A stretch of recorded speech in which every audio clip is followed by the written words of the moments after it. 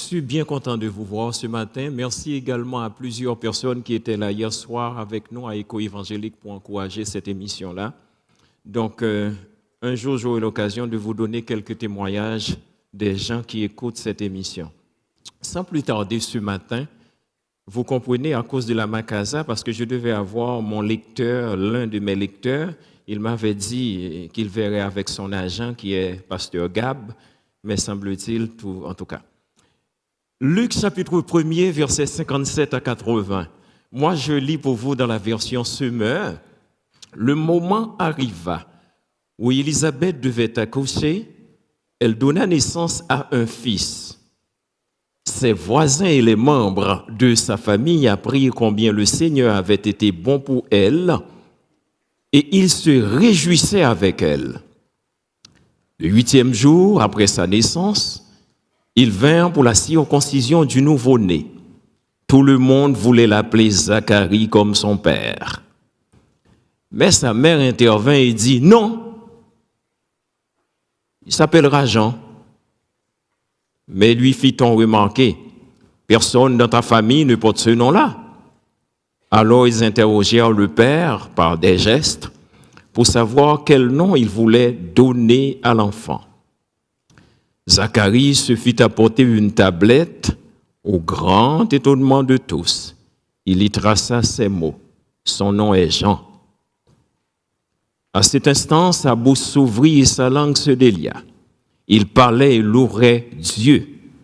Tous les gens du voisinage furent remplis de crainte et l'on parlait de tous ces événements dans toutes les montagnes de Judée. Tous ceux qui les apprenaient en étaient profondément impressionnés et disaient « Que sera donc cet enfant, car le Seigneur était avec lui ?» Zacharie, son père, fut rempli de l'Esprit Saint et prophétisa en ces termes. « Loué soit le Seigneur, le Dieu du peuple d'Israël, car il a pris soin de son peuple et il l'a délivré. Pour nous, il a fait naître parmi les descendants du roi David, son serviteur, un libérateur plein de force. Il vient d'accomplir la promesse qu'il avait faite depuis les premiers temps par la voix de ses saints prophètes, qu'il nous délivrerait de tous nos ennemis et du pouvoir de ceux qui nous haïssent. Il manifesta sa bonté à l'égard de nos pères et il agit conformément à son alliance sainte. Il accomplit pour nous le serment qu'il a fait à notre ancêtre, Abraham, de nous accorder la faveur après nous avoir délivrés de tous nos ennemis, de le servir sans crainte, en étant saint et juste en sa présence tous les jours de la vie. Et toi, petit enfant, tu seras appelé prophète du Très-Haut, car devant le Seigneur, tu marcheras en précurseur pour préparer sa route, en faisant savoir à son peuple que Dieu lui donne le salut et qu'il pardonne ses péchés. Car notre Dieu est plein de compassion et de bonté. Et c'est pourquoi l'astre, le vent, viendra pour nous d'en haut, pour éclairer tous ceux qui habitent dans les ténèbres et l'ombre de la mort, et pour guider nos pas sur la voie de la paix. Verset 80, la version Semeur, le petit enfant grandissait et son esprit se fortifiait. Plus tard, il vécut dans des lieux déserts jusqu'au jour où il se manifesta publiquement au peuple d'Israël. Que Dieu bénisse sa parole. Seigneur, merci d'être que tu es l'auteur de ta parole et l'auteur de notre conscience. On te prie de nous assister en ce moment. Amen. Un message d'espoir. Tel est le sujet que nous essayerons en quelques minutes de parcourir avec vous à travers ce texte. Nous aurions bien voulu titrer notre méditation de ce matin le même message. Mais je pense que les versets 77-78 ont déjà donné le ton. Je ne sais pas si vous l'avez remarqué, le monde est devenu un véritable théâtre de mauvaises nouvelles. Il n'y a pas un matin ou un soir, ça dépend dans quel fuseau horaire que vous vivez, où l'on n'entend pas une mauvaise nouvelle, toujours. Ça commence parfois, il y a une sorte de gradation. On parle d'un incident quelque part sur la route, après ça on parle d'accident. Il me semble qu'une bonne nouvelle est très rare aujourd'hui. Les politiciens de leur côté, ils essaient de trouver une solution, ils essaient de répondre. On les accuse à tort et à travers. Et les populations aussi accusent les politiciens cherchent des solutions, ils injectent des milliards pour ceux-là qui en ont les moyens dans certaines sociétés. Et parfois les politiciens, hélas, ils accusent les immigrants aussi. Parce qu'ils ne savent quoi faire. Ils sont pris. Tout le monde cherche quelque chose. On essaye de passer le sapin à quelqu'un d'autre. Et pour les plus dans les sociétés démocratiques, eh bien, on accuse les médias d'être trop sensationnalistes, etc., etc. Tout le monde essaie de trouver c'est qui le coupable dans tout ce qu'on vit. Eh bien, au bout du compte, on fait face à un cocktail de problèmes, anxiété, dépression. Écoute, détresse psychologique, frustration, impatience, même parmi les chrétiens, hein? On assiste à une sorte de désolation. Je ne veux pas ajouter généraliser, mais dans certaines sociétés, on se demande, mais qu'est-ce qui se passe? Perte de repères. On a l'impression que tu dis bonjour à quelqu'un, il veut t'attaquer. Autant de problèmes qui viennent envahir nos maisons, nos villes. On n'est pas à l'abri, c'est le désespoir. Mais ce qu'on oublie, c'est que l'homme n'a pas le mandat d'apporter la solution finale à tous les problèmes. On peut toujours essayer, mais on ne peut pas prendre la place de Dieu. Parce que Dieu reste Dieu, et ce qu'il dit doit s'accomplir absolument. Finalement, si Dieu nous laisse vraiment de trouver toutes les solutions à toutes sortes de problèmes, eh bien, il perd sa place, il va devenir un Dieu domestiqué. Donc, c'est l'homme qui va prendre sa place, mais jamais, au grand jamais, il ne faut jamais à ce rôle inversé. Ça n'existera pas. Parce que Dieu va rester Dieu. Parce qu'il contrôle, c'est lui qui a le monopole des bénédictions, c'est lui qui a l'exclusivité des solutions pour n'importe quel problème. Sans faire de nous des êtres irresponsables, au contraire. Cette semaine, on a parlé de la grâce générale. Dieu n'a pas mis sa grâce en nous pour rien, loin de là. Il veut qu'on agisse, mais tout en agissant de savoir que le mot final, c'est lui qui l'a. Le texte de Luc nous invite donc à voir la vie autrement. Essayons de l'analyser rapidement afin de découvrir le message en profondeur qui en découle. On pourrait les diviser en deux parties. La première se trouve au verset 57 à 66. Elle situe le récit dans son contexte. Elle nous plonge dans les us et coutumes de l'époque du peuple Israël ancien, pour nous le dire. En peu de mots, le médecin historien nous aide à comprendre qu'une naissance, veut pas, est une occasion de festivité. En tout cas, je ne connais pas toutes les cultures, mais je sais pour nous les Occidentaux, une naissance, c'est très intéressant. Et pour nous les Nord-Américains, c'est encore plus intéressant, surtout lorsqu'on essaie de porter cet enfant-là jusqu'à ce que le Seigneur le permette d'être né. Parce que parfois, en cours de route, il y a certains qui se sont arrangés avec les enfants que Dieu donne. L'aspect culturel et cérémoniel, je ne prendrai pas trop de temps là-dessus ce matin, mais ce qui est intéressant de souligner, c'est de voir cette ambiance. Toute la famille se rencontre, tous les gens, même les gens du village, ils viennent parce qu'il y a une bonne nouvelle. Mais dans les textes, un peu les versets 67 et suivants, on assiste à une synthèse du message de l'Ancien et du Nouveau Testament. Rappelons-nous bien qu'il y a des centaines de siècles avant que Zacharie arrive sur la scène pour nous annoncer, ou du moins pour nous faire revivre cette prophétie. Au lieu de parler de son fils, Zacharie commence par louer le Seigneur pour ses hauts faits. Il nous présente le Messie qui est le message central de l'Ancien et du Nouveau Testament. Le Messie promis est arrivé. Tout est axé dans la première prophétie de Zacharie sur l'accomplissement de cette promesse.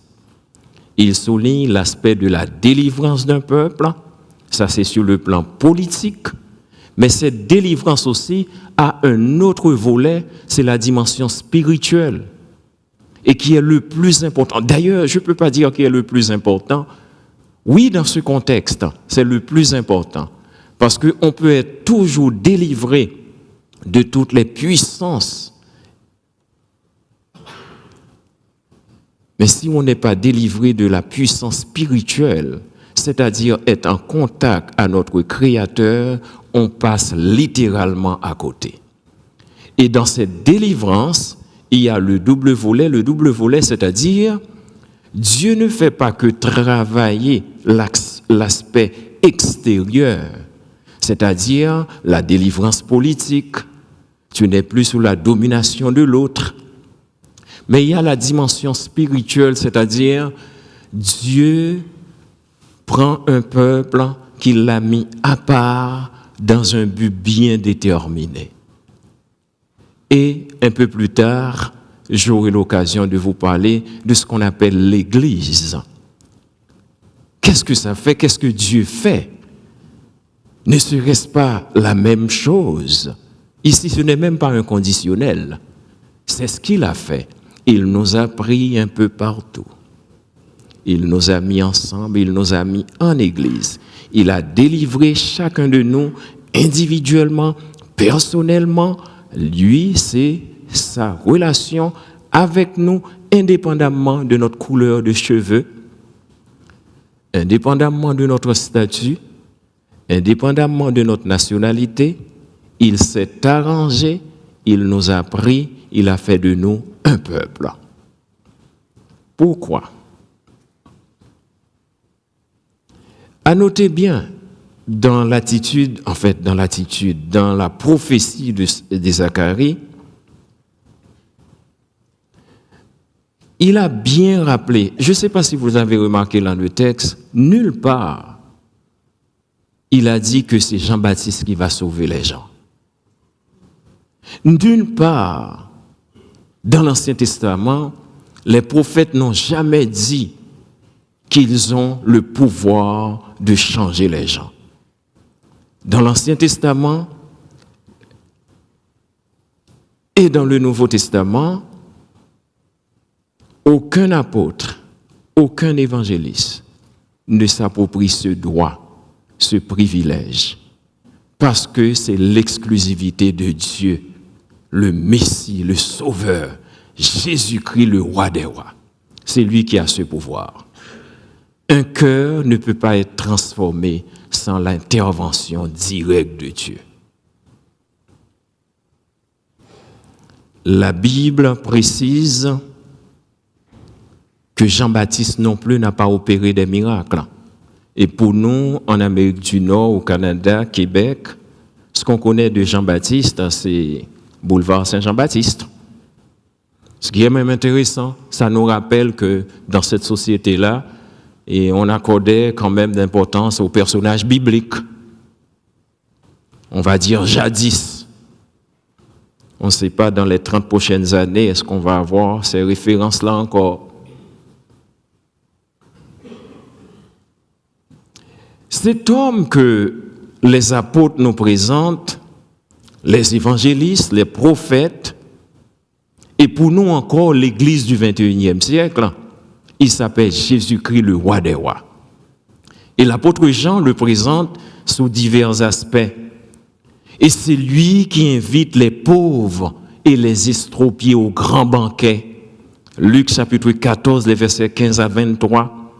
C'est lui qui est allé chez un dénommé Zachée, qui n'était pas bien vu dans la société parce que c'était un collecteur d'impôts. Ça veut donc dire, on va l'appeler, il fait un petit peu de magouillage aussi, donc il essaie d'arrondir sa fin de mois, nonobstant son salaire. Il était fatigant. Luc chapitre 19, 1, 10. Le paradis aussi, c'est une affaire de Dieu.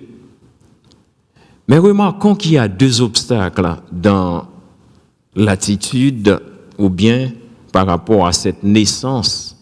Versets 7 et 18, Pasteur Emmanuel l'avait souligné lors de sa prédication, avec classe d'ailleurs, Élisabeth stérile, première condition pour que Jean-Baptiste ne prenne pas naissance. Non seulement elle était stérile, mais elle était vieille. Donc, deux éléments au départ qui disent à Élisabeth, « Enfant, vous n'en aurez pas, vous allez voir les enfants des autres. » Et Zacharie également, vieux. Donc, humainement parlant, Jean-Baptiste ne devait pas prendre naissance. Mesdames et messieurs, on assiste de ce qu'on appelle ici un miracle.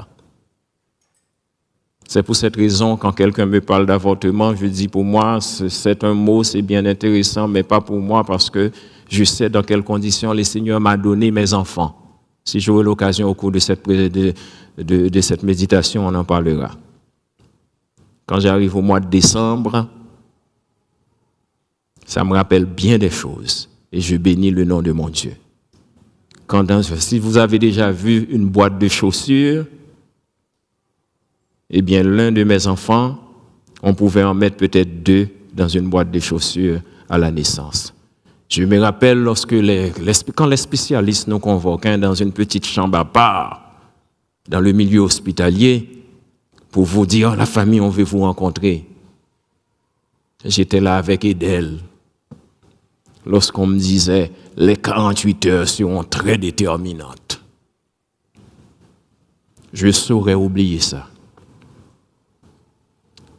La deuxième partie, les parents ne croyaient pas. Troisièmement, sa naissance est le résultat ou l'accomplissement d'une prophétie.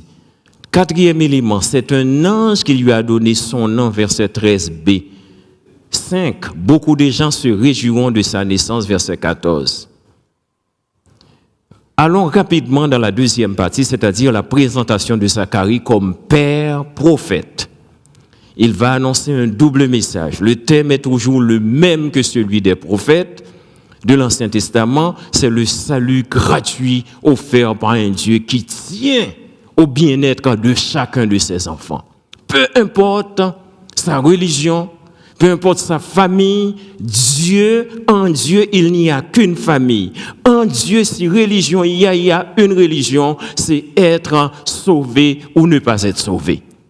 Et avec Christ, c'est toujours le salut, c'est la préoccupation même de Dieu. Le salut de son enfant. Zacharie se met à prophétiser et dans cette prophétie, au verset 67 à 74, un double message. Il nous rappelle que pour nous, il fait naître parmi les descendants du roi David, son serviteur, un libérateur plein de force. Il vient d'accomplir en passant. Zacharie est en train de prophétiser, il parle comme si c'est déjà arrivé. Et c'est ça la foi. C'est cette relation-là que Dieu veut qu'on entretienne avec lui. Ce n'est pas une relation superficielle, une relation mécanique, une relation peut-être pas. Seigneur, je viens devant toi avec l'assurance que je te demande, ça va arriver parce que c'est toi. Ce n'est pas moi. Il exerce son pouvoir sur la maladie et la mort. Marc 5, verset 21-43. Lui, il a la recette des miracles. Lui, il est assis à la droite du Père pour filtrer nos prières continuellement.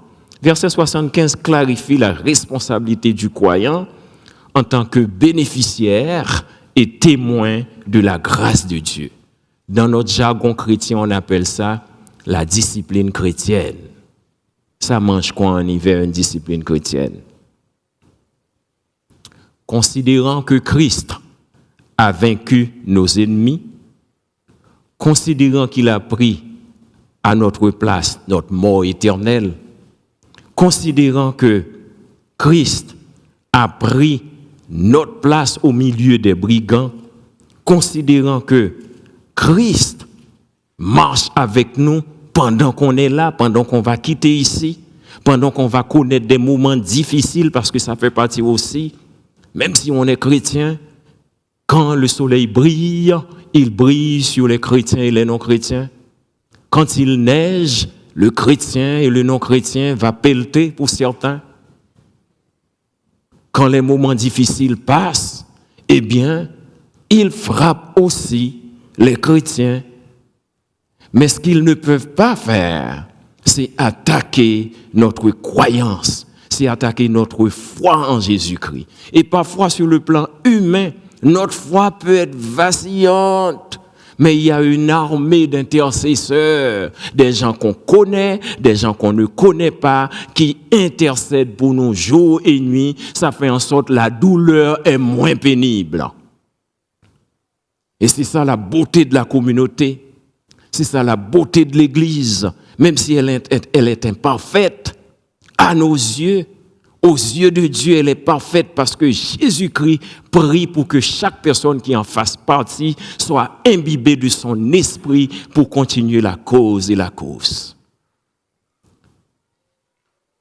Alors, considérant tout cela, nous nous engageons à marcher avec fierté avec lui dans la sanctification parce qu'il nous a déjà sanctifiés, justifiés pour marcher dans une sanctification continuelle.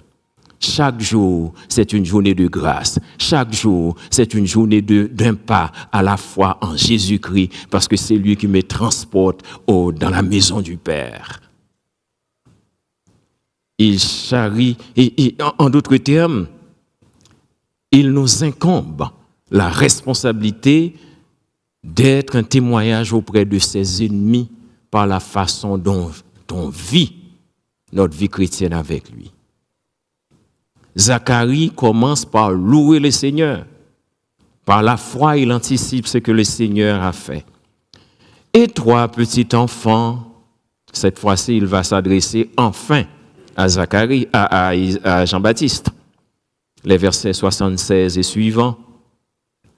Dieu, dans sa compassion, va venir à notre rescousse. Je ne sais pas si vous êtes découragé ce matin. Je ne sais pas quelle épreuve que vous traversez. Je ne sais pas quelle interrogation que vous avez sur votre visage qui vous dépasse. Je ne sais pas quelle tribulation qui veut absolument vous déraciner dans la position même que Dieu vous donne. Les épreuves ne pourront pas vous tracasser au point d'attaquer votre foi et d'abandonner la foi. Même si c'est dur. Parce que le Seigneur est avec vous là-dedans. Le Seigneur ne nous laissera pas en larmes pour toujours. Nous ne pouvons pas la vie durant marcher dans les ténèbres. C'est ce que les textes me font comprendre. L'astre levant ou l'astre d'en haut, qui est le nom de notre Seigneur et Sauveur Jésus-Christ. Alors c'est intéressant de voir à travers ce texte cette opposition que l'auteur, en fait c'est même pas l'auteur, le prophète, le Seigneur a mis cette parole dans la bouche de Zacharie pour lui faire comprendre et pour faire comprendre au peuple et pour nous aujourd'hui pour comprendre que nous n'allons pas pleurer toute notre vie durant. Nous ne sommes pas appelés pour verser rien que des larmes. Il y a un moment de joie. Et cette joie n'est pas passagère. Elle n'est pas éphémère. Elle est éternelle. Dieu nous appelle à une chose qui est plus intéressante que les problèmes que nous rencontrons. C'est pour cette raison, quand vous entendez quelqu'un qui ne parle que de lui, que de ses réalisations, il faut prier pour cette personne parce qu'elle ne comprend pas encore qu'est-ce que ça veut dire, l'œuvre de Dieu. Zacharie commence par louer le Seigneur. C'est dire du bien de ce que notre Dieu dit, fait. Ne nous dit-il pas qu'il est la lumière du monde? Ce n'est pas Jésus-Christ qui nous dit « Je vous donne la paix, je vous donne ma paix, je ne vous la donne pas comme le monde donne ». Avez-vous remarqué la fin du verset 79? C'est le Messie. Il ne peut pas nous voir dépérir sans espoir, sans but, sans idéal. Le chrétien n'est pas un être abandonné. Il vient nous éclairer par son esprit afin qu'on puisse le voir tel qu'il est, c'est-à-dire le Dieu merveilleux, le Dieu qui nous a créés pour être bien, pour être toujours dans sa présence malgré les circonstances. C'est ce Dieu-là que nous servons. C'est ce Dieu-là qui nous réunit ce matin. La paix que Dieu nous promet, elle dépasse les moments difficiles qu'on rencontre. La paix que Dieu nous promet dépasse même la mort physique. Parce que la paix que Dieu nous donne, c'est une assurance pour croire en lui, croire dans ses bontés. Il nous dit qu'il a vaincu la mort. S'il est vrai que nous acceptons cette vérité, alors, le pire que nous puissions connaître, ce serait la mort. Mais là, il nous mène dans la mort. Quand je marche dans la vallée de l'ombre de la mort, je ne crains aucun mal, car tu es avec moi. Ta roulette et ton bâton me rassurent. Tu dresses devant moi une table en face de mes adversaires. Ils sont là, je les ai vus. Mais avec toi, j'ai la plus grande victoire. Et la preuve dans le Nouveau Testament, de manière très pragmatique, parce que l'évangile est pratique, Jésus-Christ l'a vaincu, Jésus-Christ a été jusqu'à la mort. Il s'est offert et aujourd'hui, nous sommes ce peuple racheté. Béni soit l'Éternel. Il y a l'espoir. On ne vous vend pas un rêve ce matin. On n'est pas en train de vous dire « Ah, c'est bon la souffrance, allez-y », c'est faux. C'est de l'évangile de la prospérité qui vous dit qu'il n'y a pas de souffrance. Ils nous vendent des rêves et malheureusement, il y en a qui en achètent. Dieu nous transporte et nous dépose dans son lieu à lui.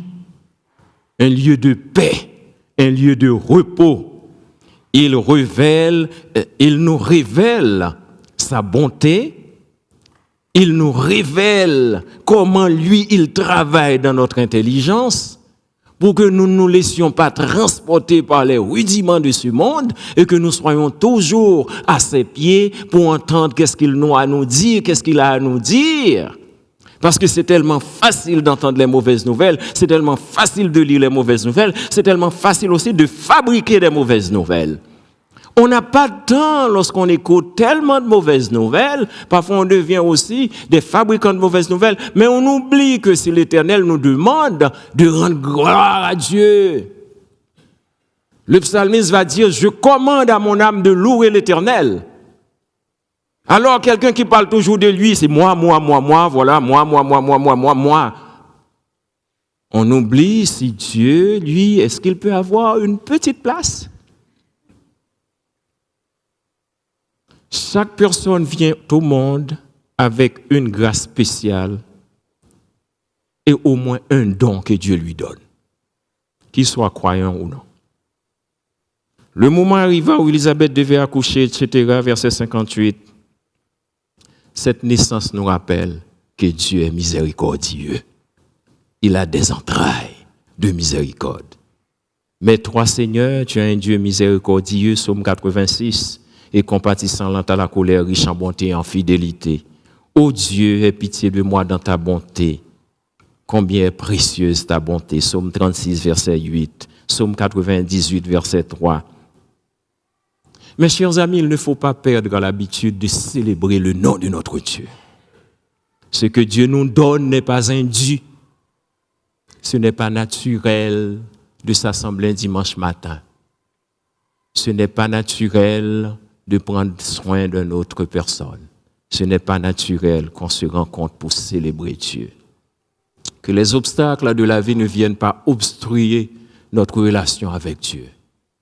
Que rien dans ce monde nous empêche de prendre le temps, de passer du temps. Célébrer Dieu ne signifie pas seulement chanter. Pour les gens qui aiment chanter comme moi, de toute façon, chanter à n'importe quel moment, pour moi, c'est bon. Que je chante vrai, que je chante. L'essentiel, c'est que je chante.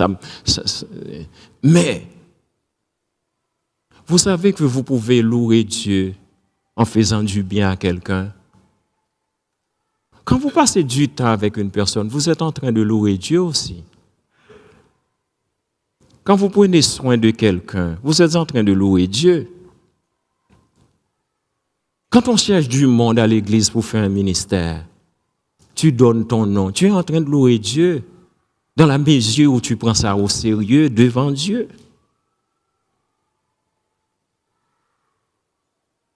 C'est une bénédiction de prendre le temps avec le Dieu créateur. Psaume 103. Que tout mon être loue l'Éternel, que tout ce que je suis loue les dieux saints, que tout mon être loue l'Éternel. En 2 minutes, je termine. Car c'est lui qui pardonne tous tes péchés, c'est lui qui te guérit toutes tes maladies. L'Éternel intervient pour redresser les torts et il défend les droits de tous les opprimés. L'Éternel est plein de pitié miséricordieux. Il ne tient pas rigueur sans cesse et son ressentiment ne dure pas toujours. Il ne nous traite pas selon le mal que nous avons commis.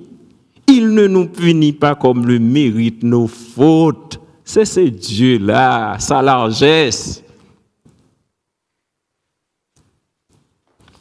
Avez-vous déjà vu un enfant qui essaie de donner un cadeau à ses parents?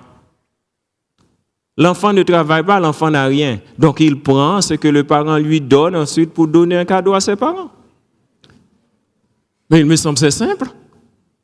Eh bien, le croyant, on n'a rien. Même notre louange, ça ne vient pas de nous. Je loue Dieu parce que Dieu me permet de le connaître, par conséquent, en conséquence, donc, je loue Dieu. Quand je regarde dans ma vie, passée, aujourd'hui, et sachant ce qui va venir plus tard, puisque je suis déjà là-dedans, et ensuite, je sais la grande célébration, je loue Dieu. C'est pas facile, mais je dis, Seigneur, fais-moi confiance pour que je te... Aide-moi à te faire confiance pour que je te loue. On vient devant Dieu avec ce qu'il nous donne, tout est pour lui, par lui et en lui. À travers les jours difficiles que nous pourrions traverser, il faut toujours trouver au moins une petite chose pour louer Dieu. Au moins. Louer Dieu ne se fait pas seulement en parole ou en cantique. Qu'il renouvelle notre intelligence pour sa gloire. Qu'il nous anime d'un esprit de persévérance dans l'écoute de sa parole. Ça fait partie de la discipline chrétienne. Qu'il suscite en nous un intérêt particulier pour les autres. Qu'on ait la soif de la communion fraternelle. Qu'on ait la soif de se rencontrer. Qu'on ait la soif d'entendre Dieu nous parler. Acte 2. À travers le récit, on sent tranquillement une transition. Les gens ne parlent plus du nom de l'enfant. Ils commencent à parler. Ah, cet enfant-là, semble-t-il qu'il est différent des autres. La maturité, on ne peut pas rester toujours à la même place. Dieu veut nous amener plus loin que les discours, les petits discours entre nous. Vous savez, nous les Québécois, vous savez, nous les Haïtiens, vous savez, nous les Jamaïcains, vous savez, nous les Orientaux. Non, on n'est plus là. Suivons, il y a quelque chose de beaucoup plus intéressant qui se passe. En d'autres termes, ce sont de nous concentrer sur nous, sur nos réalisations, sur nos aspirations culturelles, etc. Allons plus loin, j'ai quelque chose de plus grandiose à vous présenter. Ce quelque chose-là, c'est le salut éternel. Il y a une célébration. Par la manière dont tu vis cette célébration-là, c'est comme ça les gens vont découvrir, ah, c'est sérieux leur affaire. C'est pas une secte eux autres. Ah oui, ils font ça aussi. Mais oui, ah oui, ils sont capables de manger, de rire. Oh oui. Contrairement à ce que certains courants religieux nous présentent, et là c'est les midi une, moderne nous propose comme la prospérité, la réussite, la gloire, la beauté. L'évangile de Jésus-Christ se distancie de ces distractions-là. On n'est pas venu en Christ pour se laisser distraire par les méandres de la société. Christ nous appelle pour s'amuser, pour se festoyer, pour aller plus loin, ensemble, devant lui, comme un seul corps, comme une seule armée, pour dire, le Seigneur, béni sois-tu, merci de m'avoir sauvé. Quand le Seigneur entend plusieurs, béni sois-tu, on est des dizaines ce matin, béni sois-tu, Seigneur, merci Seigneur parce que tu m'as sauvé, merci, tu m'as sauvé. Waouh, quel festin de louange! Notre adoption a été annoncée depuis plusieurs siècles avant par les prophètes Romains 1, 2, etc. Cette adoption est libre de toute œuvre méritoire. Nous n'avons rien dans notre salut. Nous n'avons aucune particule de participation. Tout est l'œuvre de Christ. Mais notre sanctification, comme le texte le dit un peu vers la fin, que je n'aurai pas le temps de lire, mais marchons devant lui saint chaque jour. J'aime beaucoup ce texte qui nous donne cette responsabilité. Je termine absolument. 79. Pour éclairer tous ceux qui habitent dans les ténèbres et l'ombre de la mort et pour guider nos pas sur la voie de la paix. Verset 75, on remonte, de le servir sans crainte, en étant saint et juste en sa présence tous les jours de la vie. Sur cette note, je nous encourage à nous rappeler que nous avons une destination éternelle. Notre destination n'est pas éphémère. Les épreuves que nous traversons, elles sont éphémères. Parce qu'elles ont une date limite. Elles ont un échéancier. Mais ce que Dieu nous promet va au-delà des épreuves que nous rencontrons aujourd'hui, des mépris que nous connaissons aujourd'hui. Peut-être vous êtes dans l'assemblée, vous n'avez pas votre statut légal. Peut-être vous êtes en train d'attendre un enfant, le médecin, c'est leur domaine. Ils vont donner peut-être un diagnostic sur lequel vous avez beaucoup d'interrogations. Je ne sais pas qu'est-ce que vous vivez. Mais nous avons un grand Dieu. Un Dieu qui, c'est lui votre créateur. C'est vers lui qu'il faut aller. J'aurais aimé vous dire, jeune homme, jeune marié, on disait non, pas tout de suite, on ne veut pas avoir d'enfants, c'est nous, les humains, et puis on planifie comme si on pouvait planifier quelque chose de sérieux. Quelque temps, ma femme est tombée enceinte.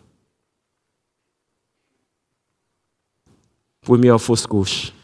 Autrefois, je disais de l'avortement, mais c'est fausse couche. Parce que je sais les termes. 4-5 ans avec un diplôme, pas d'emploi.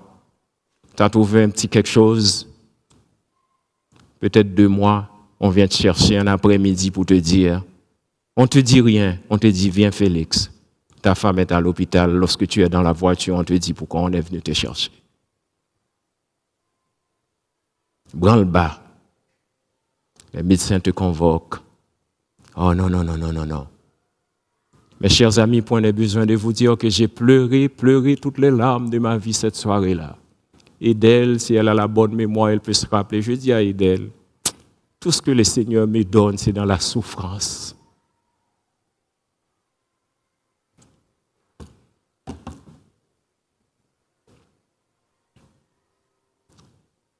Je n'ai pas besoin de vous expliquer les autres jours. Allez louer la machine pour trouver du lait, les petits trucs chez l'autre pour nourrir l'enfant. Passer plusieurs semaines, l'enfant à l'hôpital. Il y a un Dieu. Les 48 heures se multiplient aujourd'hui, ce ne sont plus des heures. Ce sont des années, elles ne sont pas déterminantes. Le Seigneur fait encore des miracles.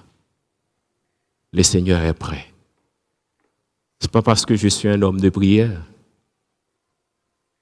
Pas parce que j'étais entouré des hommes de prière, des femmes de prière. Oui, il y en avait autour de moi.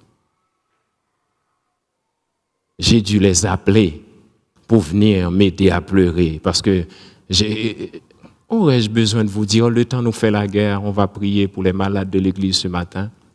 Accordez-nous ce temps, s'il vous plaît. Il y a une année, c'était après la mission, on m'a escorté de l'aéroport pour m'amener à l'hôpital, pour aller voir ma femme qui avait fait cette fausse couche. Et il y en a des histoires. Hein. Demandez aux gens de l'église, là, lorsque vous avez une bonne relation, de passer du temps avec eux, ils vont vous conter des témoignages. Vous allez voir, nous avons un grand Dieu. Mais ce grand Dieu-là, il opère aussi à travers les souffrances. Il y a des guerres qu'on gagne, il y a des combats qu'on perd, mais Dieu reste Dieu. On va continuer, parce qu'on n'est pas encore dans le ciel. Je termine enfin.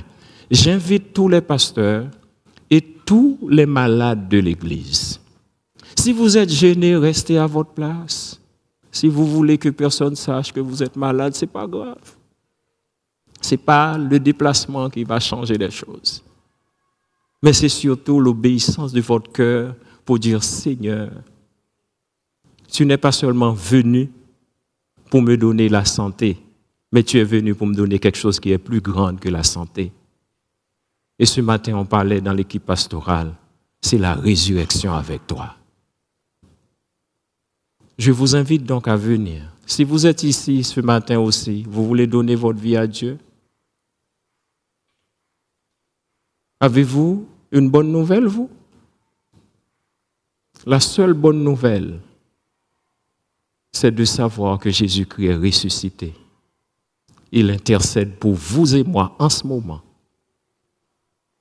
C'est de savoir que c'est Jésus-Christ qui nous a réunis en Église ce matin pour pouvoir être solidaires, pour qu'on fasse cette fédération dans la prière devant lui, pour aller chercher n'importe quoi. C'est lui qui nous dit « demande ». Eh bien, nous, on va demander. Je vous laisse le soin d'y venir maintenant, s'il vous plaît. Venez, on va prier pour vous.